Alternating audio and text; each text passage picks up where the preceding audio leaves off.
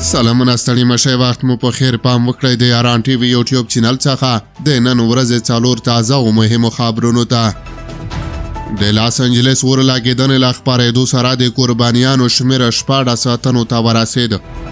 په امریکا کې ځنګلي اورونه چې 15 ورځې وړاندې په لاس انجلس کې ولګېدل تر اوسه یې لږ تر لږه 14 تنه مړه کړي او 14 نور لا درکه دي.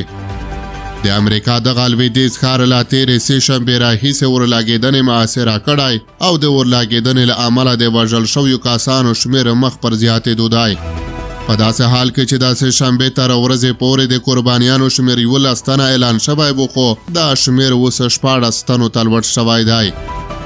د ژغورونکو ډلو لخوا د لا درکه شویو کسانو د موندلو هڅې روانې دي او دا د ترڅنګ چارواکي بیا وایي چې د مړیو شمېر کیدای شي لوړ شي. د زرګونه اور وژونکو له هڅو سره اور د شنبې په ورځ د لاس انجلس شمال لویدیځ ته خپور شوی او اوس اور د دغه ګڼ میشتې درې ډېری سیمې او همدارنګه ارزښتناکه ځایونه له ګواښ سره مخ کړي دي.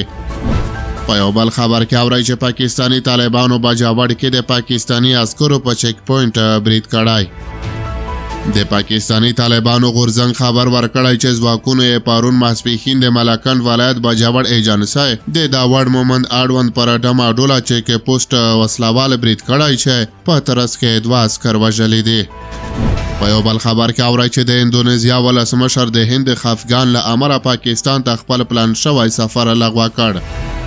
د راپورونو له مخې د اندونیزیا ولسمشر د هند خواشینۍ له څرګندولو څخه وروسته پاکستان ته خپل پلان شوی سفر لغوه کړ. ټاکل شوې وه چې د اندونیزیا ولسمشر د هند جمهوریت د ورځې په مراسمو کې له ګډون وروسته پاکستان ته ولاړ شي خو له خپل سفر کولو یې ډډه وکړه.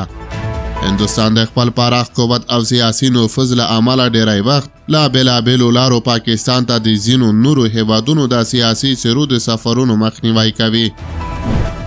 او وروستۍ خبره ده چې بیلاروس له افغانستان سره همکاریو ته پراختیا ورکوي.